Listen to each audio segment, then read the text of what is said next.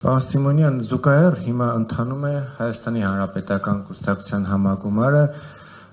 եւ կոնտրաստ ակնհայտ լինի, էլի, շնորհակալություն իրանց դրա համար։ Եվ ելույթ ունեցել Սերժ ընթացքի մեջ, որտեղ է տեղի ունենում։ Հարսնակար ռեստորանային համալիրում։ Այնտեղ որտեղ որ սպանվեց զինվորականը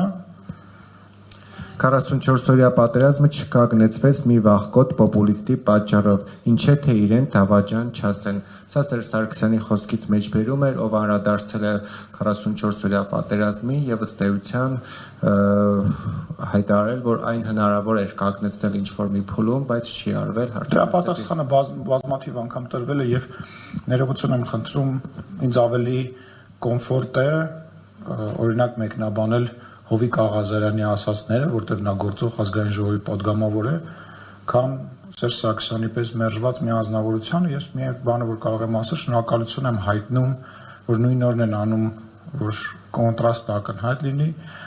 անում են մի վայրում, որտեղ որ իրենց կուսակիցը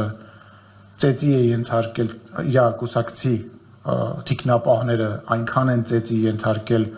զինվորական բժիշկի, որ նա մահացել է Եվս մեկ անգամի ցույց դնելով իրենց պատմությունը, հա, իրենց ով լինելը հարսնակարում պետք է անեին, բա որտեղ պետք է անեին։